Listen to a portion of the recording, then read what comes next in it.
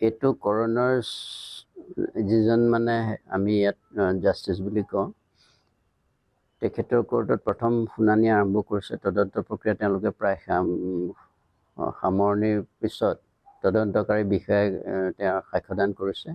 গোটেই প্ৰক্ৰিয়া David Lim, তেওঁ মুখ্য তদন্তকাৰী বিষয়া, তেওঁ সেইদিনাখন হেৰিৰ আগত সাক্ষ্যদান কৰি গোটেই প্ৰক্ৰিয়াটোৰ বিষয়ে তেওঁ দাঙি ধৰিছে।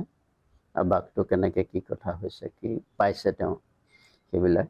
তাৰপিছত একাদিক্ৰমে 6জন মানে দিলে সেইদিনাখন সাক্ষ্যদান। তাত আছে যিগৰাকী ডক্টৰ পেথলজিষ্ট, যি মেডিকেল ৰিপৰ্টটো দিছিলে প্ৰথম পষ্টমৰ্টেমৰ, সেইটোৰ সাক্ষ্যদান কৰিছে তেখেতে।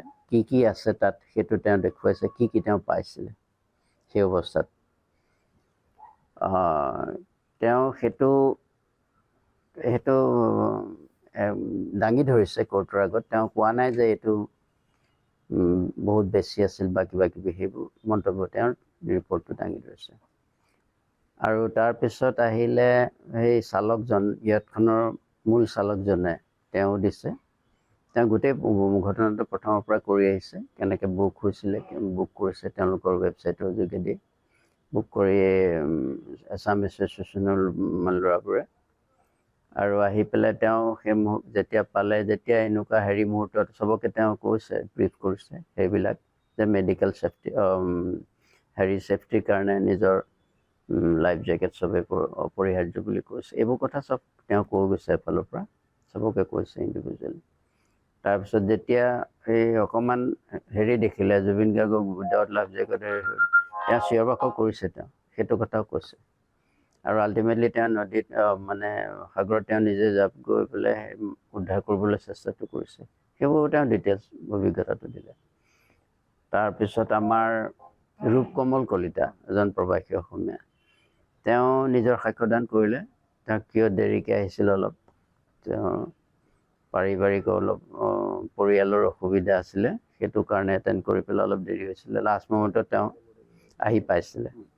তাৰপিছত তেওঁ চিঞৰ বাখৰ কৰি আছিলে, ফূৰ্তি কৰি, সেই মুহূৰ্তত কোনেও ভবা নাই তেনেকুৱা ধৰণৰ কথাটো কৈছে গোটেই কথাবিলাক। আৰু ভিডিঅ' কৰিছিলে, ভিডিঅ' কিয় তেওঁ মাজতে বন্ধ কৰিলে সুধিছিলে। এইটো আমি একেটা মানুহে কৈ থাকিব, অইন এটাক দিলে, অইন এটাই কৰিলে। ভিডিঅ'ত তেওঁ ওলাইছে যিহেতুকে পিছত। আকৌ লাষ্টত যে কেতিয়া জুবিনৰ অন্তিম মুহূৰ্তকেইটা আমাৰ হাতত তথ্য নাই, সেইখিনি কিয় ভিডিঅ' নকৰিলে, সেইটো কথা ভিডিঅ'টো আমি পোৱা নাই দেখিবলৈ। সেইটো বিষয়ত মই সুধিছিলোঁ, বোলে এইটো তেতিয়া তেওঁ যিজন মেজিষ্ট্ৰেট তেওঁ ক'লে, এইটো বিষয়ত ভিডিঅ'গ্ৰাফী ইণ্টেনশ্যনলি বা গোটেই তেনেকুৱা ধৰণৰ কোনো কথা থাকিব নহয়। কোনোবাই কৰে, কোনোবাই নকৰে ভিডিঅ' সেই সময়তে ভিডিঅ'গ্ৰাফাৰজনে অফ কৰি দিলে বা তেনেকুৱাও হ'ব পাৰে বুলি কৈছে। গতিকে এইটো বিষয়ত কিবা এটা এতিয়ালৈকে বেলেগে কৰা নাই, ভবা নাই। তাৰপিছত মই বোলো যদি আছে সেইখিনি আমাৰ হেণ্ডঅভাৰ কৰিলে ভাল হয়। আমি এখন পিটিশ্যন দিছিলোঁ, যিখন মই পঢ়ি শুনাইছিলোঁ। মোৰ লগত আছিলে, ৰাহুল গৌতম শৰ্মা আছিলে। পিটিশ্যনখন পঢ়ি শুনোৱাৰ পিছত সেইখনৰ মতে তেওঁলোকে কৈছে, অ'কে, এইটো বিষয়ত কি আমি আপোনালোকৰ সহযোগিতা কৰোঁ, সেইটো চিন্তা কৰিব লাগিব। আৰু আমাৰ আৰু কিবা কোৱাৰি আছে নেকি সুধিছিলে। আমি কৈছিলোঁ এইখিনিয়ে, যে মূলতঃ বস্তুটো আমাৰ ক্ৰনলজিকেল অৰ্ডাৰ। ঘটনাটো একাদিক্ৰমে প্ৰথম ফ্ৰম ডে 1 to ডে 3 কি হৈছিলে, আমাক ডিটেইল এটা ডিছক্ৰিপশ্যন এটা আমি বিচাৰিছোঁ পৰিয়ালবৰ্গ। তাৰপিছত সেই ভিডিঅ'গ্ৰাফবিলাক যিবিলাক আছে, যিবিলাক সেইখিনি আমাক দিব পাৰিলে ভাল হয়। তাৰপিছত আৰু তেওঁলোকৰ আমি বিচাৰিছোঁ যে যিবিলাক মানুহ ইনভলভ আছিলে, তেওঁলোকৰ গভৰ্ণমেণ্টে সেই সকলোখিনিক মানে পুংখানুপুংখভাৱে মেটাই তদন্তৰ আঁতৰলৈ আনি পেলাই কৰিব লাগে, যিটো আমি বিচাৰিছোঁ। কিমানজন মানুহক সিদিনা আৰু 20জন মান আছে বুলি মই গম পাইছোঁ।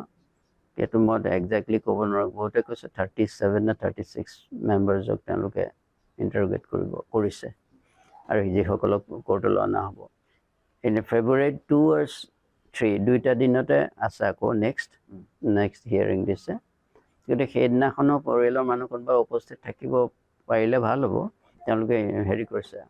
আৰু বাৰে বাৰে মানে কৰণাৰজনে কৈছে যে আমি আপোনালোকৰ দুখৰ সমভাগী হৈছোঁ এই ক্ষেত্ৰত এক্সট্ৰিমলি আমি মানে সেইটো কথা জনাবলৈ কনভে কৰিবলৈ কৈছে এনেকৈ খুব হেৰি পৰিৱেশত হেৰিটো চলিছে দেই তেওঁলোকে বহুত চিৰিয়াছ এইটো তাত কোনো ফুংফাং বা কোনোবা হেৰি এবাৰেশ্যনছ নাই একো খুব ভালকৈ হেৰি কৰিছে সেইটো কথাত আমি ভাল পাইছোঁ উপস্থিত হৈ এতিয়া জানো সেইটো কিন্তু তেওঁলোকে শুনানি পৰ্যায় আৰম্ভ হ'লে যেতিয়া বেছি দিন নাই আৰু শুনানি পৰ্যায়লৈ আহিলে যেতিয়া আটাইখিনি শুনানি শেষ হোৱাৰ পিছত ফাইনেলি হেৰিয়ে ভাৰ্ডিক্টটো দিব আৰু আমি ভাবিছোঁ কৰণাৰজনে এতিয়া অসমত জুবিনদাৰ মৃত্যুৰ পিছত SIT গঠন কৰা হৈছিলে অসমতো সেই গোটেই পকেটৰ এটা কেছ বেলেগকে চলি আছে গতিকে সেইটোৰ লগত সেই সময়ত আমাক তেনেকুৱা ধৰণৰ কোঅৰ্ডিনেশ্যন বা চলি আছে সেইটো আমি গম পোৱা নাই কিন্তু এটা কথা জানো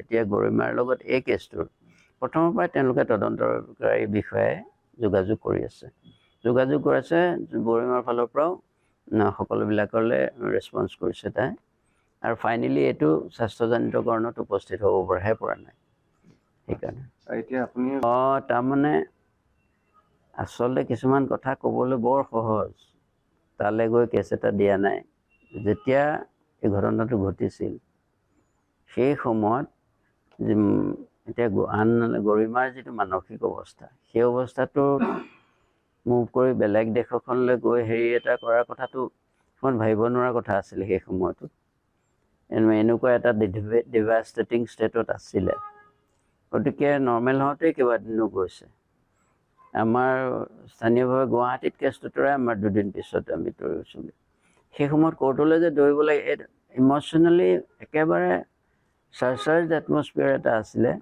ক'ব নোৱাৰা হৈ আছিলে আমাৰ লগতে বিভিন্নজন সকলো মানুহে গতিকে সেইবিলাক কোনো হেৰি নহয় কেছটো দিয়া হৈছে SIT গঠন হৈছে ভালকৈ প্ৰক্ৰিয়াটো চলি আছে আৰু we are hopeful that will gain the result আমাক পাৰে নহ'বও পাৰে এইটো সেই সময়ৰ হেৰি অৱস্থাটোত সেইটোৱে যে একমাত্ৰ কাৰণ কিয়নো সি লাইভলি মুডতে আছিলে জভিয়েল মুডত আছিলে তেওঁলোকে সেইটো কথাও উল্লেখ কৰিছে তেওঁলোকে তেনেকুৱা বিমৰ্ষ বা হেৰি ষ্টেটত কেতিয়াও দেখা নাছিলে তেনেকুৱা মানুহটো ঘপককৈ তেনেকুৱা ধৰণৰ হেৰি নহ'বও পাৰে আৰু সিমান দূৰ মই দেখিছোঁ ভিডিঅ'টোত একেবাৰে হেৰিলৈকে সাঁতুৰি গৈ আছে তাৰ পাছতহে ঘটনাটো ঘটিছে গতিকে এইটো নহ'বও পাৰে ফাইনেলি আৰু চিজাৰ থকা মানুহ এটা চিজাৰ আছে বুলি আমাৰ টিমটোৱেতো জানে তাক পানীলৈ লৈ যোৱাকৈ আৰম্ভ কৰি গোটেই অপৰাধমূলক কাম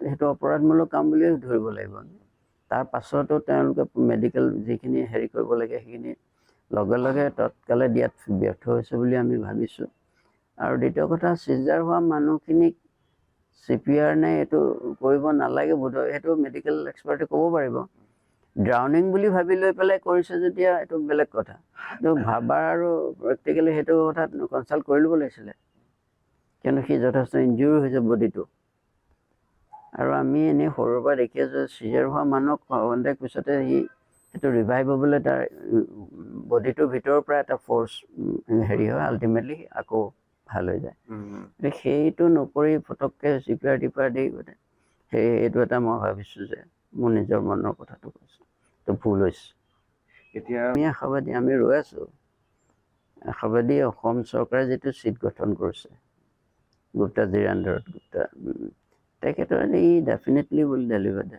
ভাৰ্ডিক্ট ভালকৈ হেৰি কৰিব এইটো পাৰ্চু কৰিব ফাইন টিল দ্য ভাৰ্ডিক্ট আমি সেইটো ভালকৈ গঠন কৰিছোঁ বুলি ভাবিছোঁ আৰু হাইকোৰ্টতো যিখিনি এলিগেশ্যনছ আনিছে সেইখিনি ছাষ্টেইন কৰিব পাৰিব